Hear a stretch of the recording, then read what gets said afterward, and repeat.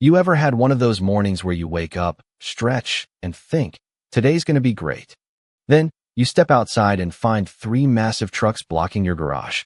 Well, that's exactly what happened to me last Tuesday. I was ready to start my day, but instead of my usual routine, I was staring at these trucks, parked in my private garage like it was their personal parking lot. My name's Luke Thompson, and I've been living in Willowbrook Estates for the past 5 years. Just a regular guy, working construction, fixing up my place, and keeping to myself. I never bothered anyone, and I expected the same in return.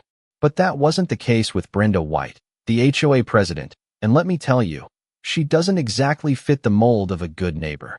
Brenda is one of those people who thinks the rules don't apply to her. She drives around in her shiny white Lexus like she owns the whole street, always pointing out what's wrong with your lawn, your mailbox, or anything else that doesn't fit into her perfect suburban vision. For months, she'd been making my life miserable, sending out violation notices for the smallest things, like my trash cans being out 5 minutes too early or my grass growing an inch too tall. But this, parking 3 trucks in my garage, that was a step too far. I hadn't asked for this kind of drama. I'd spent the past few weekends fixing up the place, doing everything by the book. I even installed a charging station for my Nissan Leaf in the garage, something that the neighborhood could have used. But no, Brenda, with all her HOA authority, decided she needed the space more than I did.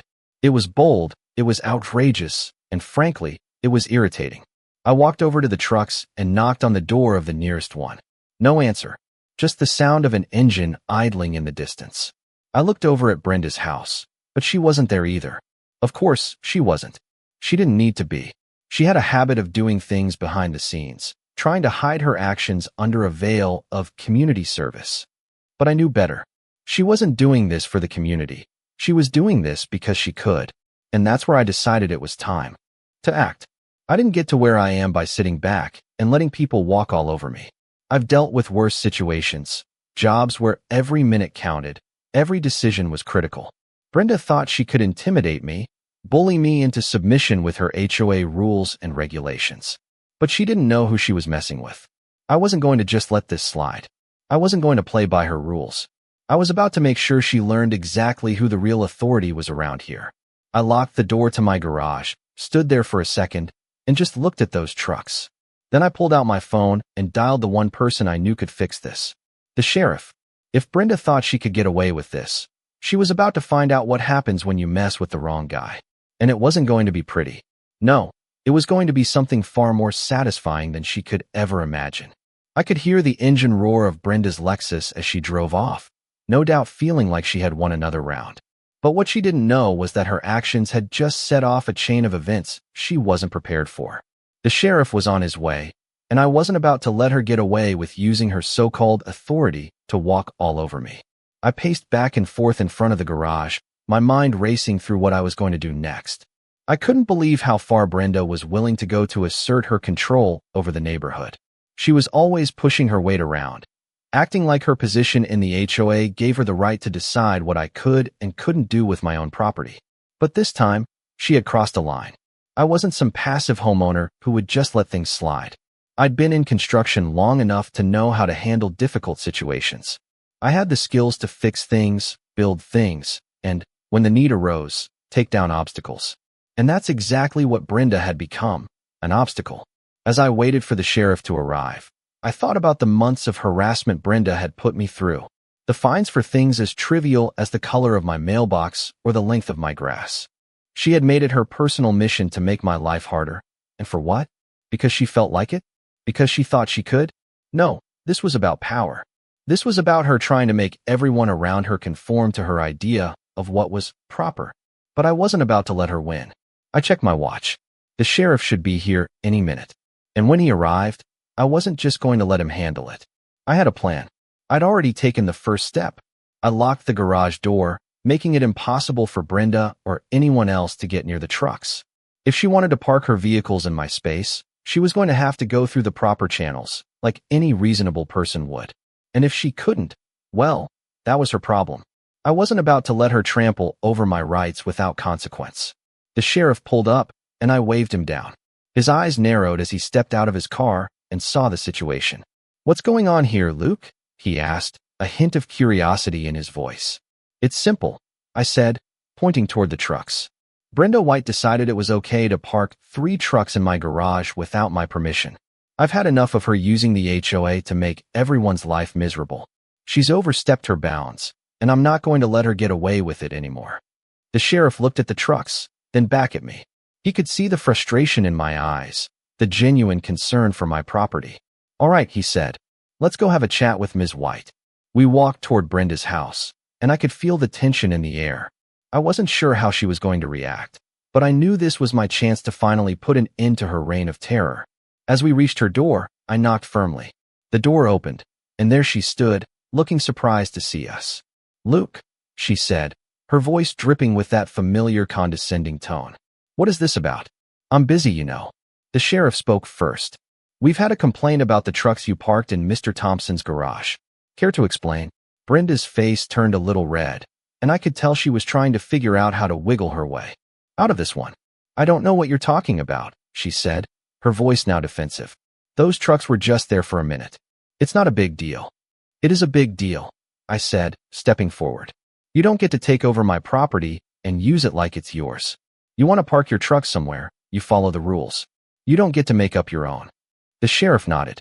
"I think Mr. Thompson's got a point. You're going to need to move those vehicles, Ms. White. And in the future, you should keep your personal matters out of Mr. Thompson's property." Brenda's face twisted in anger, but she didn't say anything. She knew she had lost.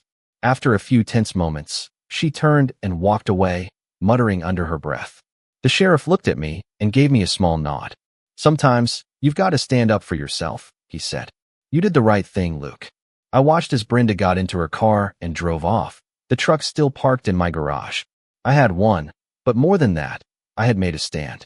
I wasn't going to let anyone push me around, not Brenda, not anyone. And that's the kind of justice I could live with. It had been a few days since the showdown with Brenda, and things seemed to calm down for a bit.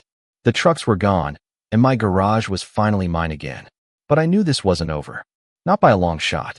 Brenda wasn't the type of person to back down after one defeat. She wasn't the kind of woman who accepted losing gracefully. No, she would be back, trying to assert her control once again. It was only a matter of time. I wasn't going to sit around waiting for her to make her next move. I needed to be ready.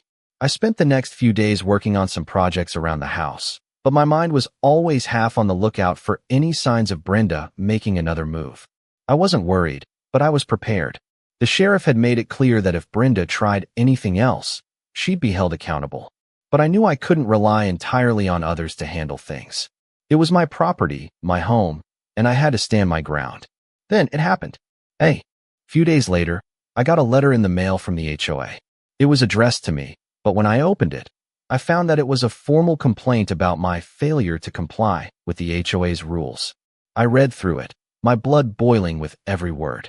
Apparently, Brenda had gone to the HOA board, filing a complaint about my aggressive behavior during the incident with the trucks. She painted herself as the victim, the poor, misunderstood woman just trying to make her neighborhood better. And here I was, the big bad guy who wouldn't let her park in his garage. It was laughable, really, but it wasn't funny anymore. Brenda had turned this into a full-on smear campaign, and now it was up to me to put an end to it. I wasn't going to let her twist the truth and make me out to be the villain. I knew how this worked. She'd use the HOA to try and ruin my reputation, hoping I'd back off and apologize. But I wasn't going to let that happen. I had a decision to make. I could either ignore the letter and hope it went away, or I could take action and fight back. And I was done letting Brenda walk all over me. I decided to do what I had to do. I called the sheriff and explained the situation. He wasn't surprised. In fact, he seemed almost relieved to hear that I was ready to take the next step. "You've got every right to defend yourself, Luke," he said. "If she wants to keep this going, we can make sure it ends in your favor." With his encouragement, I decided to take it to the next level. I got in touch with a lawyer to help me deal with the HOA's formal complaint. I wasn't just going to sit there and let Brenda control my life anymore. I knew the law, and I was ready to make sure Brenda's attempts to manipulate the system backfired on her. As I waited for the lawyer to help me with the next steps, I thought about everything I had been through. The frustration, the constant harassment, the feeling of being pushed around in my own neighborhood. But I was finally ready to take control. I wasn't going to let Brenda or anyone else make me feel small anymore.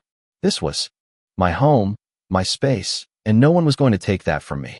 The wheels were in motion. Brenda might think she had the upper hand, but she had no idea what was coming for her. I had the law on my side, and I was going to use it to put an end to her power trip once and for all. The days after contacting the lawyer felt like a waiting game. I wasn't nervous, but I could feel the tension building in me with every passing moment. The whole situation was starting to wear on me. I had already taken all the right steps, but I knew Brenda wasn't the type to give up easily. I kept checking my phone, hoping to hear from my lawyer, and finally, after a few days of silence, I got the call. "Luke, it's Mike," my lawyer's voice came through the phone. "We've got everything lined up.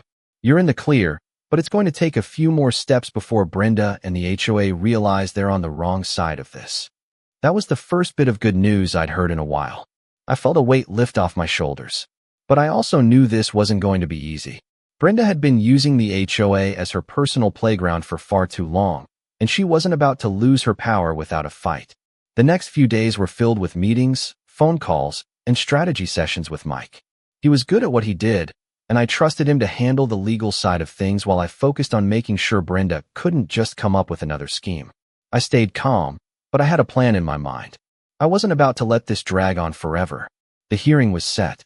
It was time to face Brenda and the HOA board. I knew Brenda would be there, probably with that smug look on her face, acting like she had the upper hand. But I wasn't afraid of her anymore. I had the facts on my side, and this time, she wasn't going to be able to twist them to her advantage. The day of the hearing came, and as I walked into the room, I could feel the eyes of the HOA board on me. Brenda was sitting at the front, looking like she owned the room, but I wasn't going to let her intimidate me. I sat down across from her, and I could see the surprise in her eyes. She didn't expect me to be so calm, so composed. The hearing started, and Mike began presenting our case. He laid out every single point, every violation Brenda had made, and how she had misused her position to bully me and others in the neighborhood. The board members listened closely, and I could see some of them beginning to question Brenda's actions. Then it was my turn to speak. I stood up, my voice steady but firm. "Brenda White has been using her position in the HOA to harass me and others for far too long," I said, looking directly at her. "She's made my life miserable with petty fines, false accusations, and even trying to take over my garage. I'm done being bullied. And I'm not the only one. You need to understand that this isn't about parking spaces or lawn decorations. This is about fairness and respect for the people who live here. If you let her continue, it's going to get worse. If you don't do something, she'll just move on to the next person and the next, and she'll never stop." There was a pause in the room as the board members exchanged glances. I could tell they were beginning to understand the bigger picture. I wasn't just standing up for myself. I was standing up for everyone who had been bullied or ignored by Brenda and the HOA. Mike finished his closing arguments, and we waited. It felt like an eternity, but finally, the board made their decision. They voted unanimously in my favor. Brenda's power was officially stripped away. She could no longer use the HOA to control people or impose her will. I could feel my heart race with relief as the board announced their decision. Brenda sat there, stunned, unable to believe what had just happened. She tried to protest, but it was too late. The HOA had made their ruling, and she was out. The satisfaction I felt wasn't just about winning. It was about knowing that I had stood my ground, that I had fought for what was right, and that the community could breathe easier knowing that the HOA wasn't being run by someone who used it for personal gain. As I left the meeting, I took a deep breath and smiled. It was over. Brenda had learned the hard way that you can't use your position to control people. And I had learned something too. Sometimes, standing up for yourself is the hardest thing you can do, but it's also the most important. It felt surreal walking away from that hearing. The weight of the decision, the satisfaction of knowing Brenda's reign of petty power was over, and the sense of justice finally served. It was almost too good to be true. As I stepped outside the building, the cool breeze hit my face, and I took a deep breath, letting it wash over me. For the first time in months, I felt like I could relax, like the burden I'd been carrying was finally lifted. The fight had taken its toll on me, but I had emerged victorious. The next few days were a blur. The word spread quickly through the neighborhood, and I found myself getting more friendly nods and waves than I had in months. It was as if people had been waiting for someone to stand up to Brenda, and now they finally had a reason to breathe easier. But even as the neighborhood began to return to normal, I knew I couldn't let my guard down.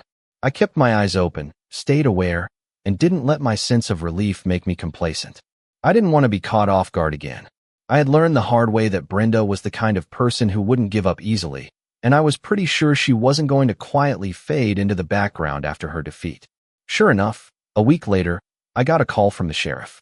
"Luke, it's Frank," he said, his voice sounding as serious as always. "I thought you might want to know that Brenda's trying to stir things up again. She's making some noise with the board, trying to challenge the vote. I just wanted to give you a heads up." My stomach sank. It was exactly what I had feared. I knew it wasn't over yet. Brenda wouldn't go down without a fight, not completely. But I wasn't the same guy I had been before the hearing. I had stood up for myself, for my home, and I wasn't about to let her pull me back into another round of her nonsense. I thanked Frank for the heads up and hung up. I took a few moments to gather my thoughts. I wasn't going to let her drag me back into this. This wasn't about me anymore. It was about making sure this never happened to anyone else in the neighborhood again. I went straight to the HOA office, determined to put an end to this once and for all. I walked in, head held high, and approached the board members. They looked at me with a mix of hesitation and respect. I could tell they were still processing the fallout from the hearing. But I wasn't there to rub it in their faces. I was there to ensure that Brenda's influence over the HOA was officially over. "We all know what happened last week," I said, addressing the group. "Brenda may try to fight this, but I'm not going anywhere. And I'm not going to let her pull any more strings. It's time we put a stop to the way she's been running things." I didn't raise my voice, didn't make a scene, but I meant every word I said. I could see the members nodding in agreement. It was clear they were ready to move on, ready to start fresh without Brenda's toxic influence. "Let's make sure we never let someone like her hold this kind of power again," I added. The room was quiet for a moment, and then one of the board members spoke up. "You're right, Luke," he said. "We've been letting this go on for too long. We're going to work together to make sure something like this never happens again." I smiled and shook his hand. I knew we had made real progress. It wasn't just about winning this fight. It was about making sure the community was stronger for it. As I left the office, I felt the weight of the past few months begin to slip away. Brenda's grip on the neighborhood was officially broken, and I had played a part in that. It wasn't just my victory. It was the victory of everyone who had suffered under her rule. The sense of justice that had been denied for so long was finally here, and that felt better than anything else. A few weeks passed, and life in the neighborhood started to feel different. Brenda's absence from the HOA meetings was felt, but it wasn't just her physical absence. It was the absence of the tension, the constant fear of overbearing rules being shoved down everyone's throat. People started to speak more openly, and I saw neighbors who had once kept their heads down now engaging in conversations without the fear of being reprimanded. It was a breath of fresh air, and I knew this was just the beginning of a new chapter for Willowbrook Estates. I spent a lot of time reflecting on everything that had happened. The battles, the frustrations, the sleepless nights. It had all led to this moment. I had stood up for what was right, and now things were changing for the better. The whole neighborhood was feeling it. I knew the work wasn't over, but the hardest part was done. However, I couldn't shake the feeling that there was still more to be done. The HOA wasn't just about Brenda. It was about the entire system. I had seen how one person, one individual with the right amount of power, could cause so much damage. What if there were others like Brenda, quietly pulling the strings behind the scenes? I wasn't the kind of guy to sit back and just enjoy the calm. I needed to know that this change was permanent, that no one else could come in and fill the void Brenda had left behind. So, I decided to take action again, but this time, it would be different. I wasn't going to be the one fighting for my own property anymore. I was going to fight for the entire neighborhood. I went back to the HOA office and asked for a meeting with the new board members. I didn't want to seem like I was pushing my weight around, but I wanted to make sure they knew the importance of what we had accomplished. We had removed a major threat to the community's well-being, but that didn't mean everything was automatically going to be perfect. The board members, a mix of people who had been part of the old system and a few new faces, welcomed me in. They were eager to show that they had the neighborhood's best interest at heart. I explained to them what had happened with Brenda, how her actions had affected me and others, and how we could make sure that kind of situation never happened again. I suggested implementing checks and balances to ensure that no one person could hold too much power. We need transparency, I told them. We need accountability. And we need to make sure that every member of this community feels heard, not just the ones who can make the most noise. They listened. At first, there was a bit of resistance. Some of the older board members were used to the way things had always been, but there was a definite shift. They didn't want to go back to the way things were. After a long discussion, we agreed on a set of new rules and guidelines for how the HOA would operate going forward. There would be regular meetings open to all residents, and any major decisions would require a vote from the community. The board's power would be shared, and no one would have the ability to bully others into submission. It felt good. We were rebuilding, creating something better from the ashes of the past. As I left the meeting, I felt a sense of pride wash over me. I had helped lead the charge to create a more open, fair system, not just for me, but for everyone in the neighborhood. I didn't do it for recognition. I did it because it was the right thing to do. And for the first time in a long time, I felt like the place I called home truly felt like home again. It wasn't just the physical space that made it feel that way. It was the people, the community, working together for a common goal. I knew I had made a difference, and that was enough. I didn't need any more validation. The quiet satisfaction of knowing that we had changed things for the better was all I needed to carry on. It had been a few months since the new HOA rules were put into place, and the neighborhood was finally settling into a sense of normalcy. People were more engaged in the community, and the tension that used to hang in the air was gone. The streets were quieter, not just because of less noise, but because there was a new level of respect between neighbors. It wasn't perfect, but it was better, and that was enough. I had become something of an unofficial leader in the neighborhood, not because I wanted to be, but because I had been the one to stand up when no one else would. I wasn't looking for attention or praise. I was just trying to make sure things stayed fair and that people felt heard. One Saturday morning, I was out in my front yard, trimming the hedge that had grown a little wild. It had become something of a weekend ritual for me, just working on the house, maintaining things. It was my way of keeping my mind clear, of staying grounded. As I stood there with the shears in my hand, I saw one of my neighbors, Dave, walking down the sidewalk. He was a bit of a quiet guy, not someone who spoke much, but I had gotten to know him over the years. He nodded at me as he passed, but then stopped a few steps away. "Hey, Luke," he said, his voice a little hesitant. "Can I talk to you for a second?" I set the shears down and walked over to him.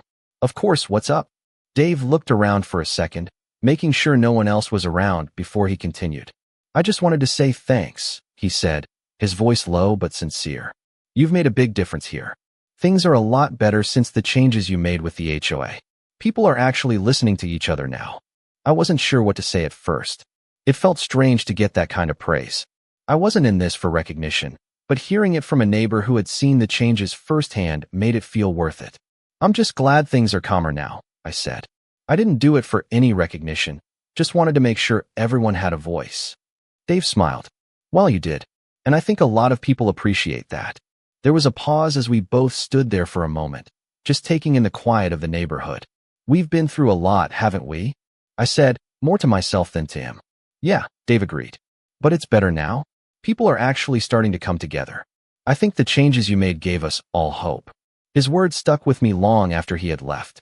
I hadn't realized how much of an impact the changes I had fought for had really made on the people around me. It wasn't just about the rules or the power. In the HOA, it was about building a sense of trust, a sense of community. I wasn't just protecting my own property anymore. I was protecting the entire neighborhood. That afternoon, I sat on my porch for a while, just reflecting on everything that had happened. I thought about Brenda, about the fights, the frustration, and the feeling of finally standing up for what was right. And I realized something important. This was never just about fighting Brenda or the HOA. It was about something bigger. It was about making sure everyone had a chance to be heard, no matter who they were or where they came from. It was about giving the community back its voice and making sure no one could ever silence it again. I had fought for that, and it was one of the best decisions I'd ever made. As the weeks went by, life in the neighborhood continued to settle into its new rhythm. People were finally able to breathe without the constant fear of arbitrary rules being enforced on them. It wasn't perfect. There were still a few minor disagreements, but nothing like before. The real victory wasn't just in the changes I had made, but in how the entire community had come together to support each other. I had become close with a few neighbors, and we often spent time together, helping each other out with projects, or just sharing a beer on a quiet evening. One Saturday, I was working on some landscaping in my front yard when I saw a familiar face walking down the street. It was Rick, the guy who lived 2 houses down. Rick had been living in the neighborhood for years, but had always kept to himself. We never talked much, but today he was approaching me with a smile on his face. "Hey, Luke," he said, stopping by the sidewalk. "Got a minute?" "Of course," I said, wiping my hands on my jeans and walking over to him. "What's going on?" Rick looked around for a moment before leaning in slightly. "I just wanted to say thanks. I don't think anyone's ever told you this, but what you did, standing up to Brenda and all that, really meant something." I wasn't sure what to say at first. I didn't expect to be praised for what I had done. I wasn't in it for the recognition. I just did what had to be done, I replied, shrugging. I couldn't sit by and watch her run things like that. Rick nodded. "Well, it wasn't just about you. You opened the door for the rest of us to finally have a voice. Brenda had everyone scared to speak up, you know? It's like she had all the power and no one could challenge her. But you changed that." I stood there for a moment, processing what he said. It hadn't really occurred to me how much my actions had affected the entire community. I had been so focused on my own property, on making sure that my rights were respected, that I hadn't realized how many others were dealing with the same kind of oppressive atmosphere. I didn't know it was that bad, I admitted. I mean, I knew things weren't great, but I didn't realize how much fear people were living with. Rick shook his head. It wasn't just fear. It was frustration. People felt like they couldn't do anything without her approval. Even the little things, like changing a mailbox or putting up a new fence. People were walking on eggshells all the time. "You broke that. You made it okay to stand up for ourselves." His words hit me harder than I expected. I had never intended to be some sort of hero or savior for the neighborhood. I had just wanted to protect what was mine. But now, hearing Rick talk, I realized that what I had done went beyond just one person. It had started a ripple effect, a change in the way people saw themselves and their power. I smiled, feeling a sense of pride I hadn't allowed myself to feel before. "Well, I'm glad to hear it," I said, clapping him on the back. "I think we've all learned that we can't let people like Brenda run our lives. This is our community, and we all have a say in how it's run." Rick smiled back. "Exactly. And don't think you're done yet. We've still got work to do to make sure it stays that way." I nodded in agreement. There was always more to be done, but the foundation had been laid. The power had shifted, and the community was stronger for it. As Rick walked away, I felt a deep sense of fulfillment. This wasn't just about winning a battle. It was about changing the way people thought about their own power, their ability to have a voice in the world around them. And that was worth more than any victory I could have imagined. Months passed, and life in Willowbrook Estates settled into a routine that felt almost too perfect to believe. The tension that had once hung over every corner of the neighborhood was gone, replaced by a calm, a sense of order. People were doing more than just going through the motions of suburban life. They were engaging with each other, offering help when needed, sharing stories over fences, and laughing in the evenings. There was an energy in the air that hadn't been there before, and it felt like the neighborhood had reclaimed something it had lost. I found myself more involved with my neighbors, not just as the guy who stood up to Brenda, but as someone who genuinely cared about making sure things stayed good. It wasn't about one victory anymore. It was about maintaining what we had built. The HOA had undergone a transformation, and with it, so had the way people saw their community. I spent a lot of time reflecting on how far we had come. A lot had changed in a short amount of time, and it was hard to believe that just a year ago, we had all been living in fear of one woman who had too much control. I would always remember the day when it all started, but now, I could look around and know that we had done something real. It wasn't just me. It was everyone who had stood up and said, "Enough." One Saturday afternoon, I was sitting out on my porch, enjoying a rare moment of quiet when Dave stopped by again. He was carrying a 6-pack of beer, a small gesture but one that spoke volumes. He handed me a bottle and sat down next to me without saying anything. The silence wasn't awkward. It was comfortable. Finally, after a few minutes, Dave turned to me and smiled. "You know, Luke," he said, his voice still quiet, "I don't think I ever really told you how much what you did means to us. It's like we were all waiting for someone to take the first step, and you did it. Now, we all feel like we have the power to make a difference, too." I took a sip of my beer and leaned back in my chair, letting his words sink in. I wasn't the hero in this story. I had just done what needed to be done. But hearing Dave talk like that made me realize something important. I wasn't alone in this fight. I never had been. We had all been waiting for someone to take that first step, and when I did, it opened the door for everyone else to walk through. It's not just about me, I said, looking out over the street. It's about everyone here. It's about making sure no one ever has to feel like they're powerless again. Dave nodded, his face serious for a moment. Exactly. And that's what's different now. People are speaking up, taking charge of their own lives. You set the tone, Luke. We spent the rest of the afternoon chatting, talking about everything and nothing. It was just like old times, but with a new sense of camaraderie. As the sun began to set, I realized that it wasn't just the neighborhood that had changed, it was me too. I had started out just trying to protect my own space, my own home, but in the process, I had learned something deeper. True change doesn't come from fighting against something. It comes from building something better, together. And that's exactly what we had done. Brenda had been a catalyst for change, but we had all shaped what came next. The thought made me smile as I looked around at the houses, the people, the life we had created. I didn't need a trophy or a pat on the back. What we had built together was enough. And that was something I would always be proud of.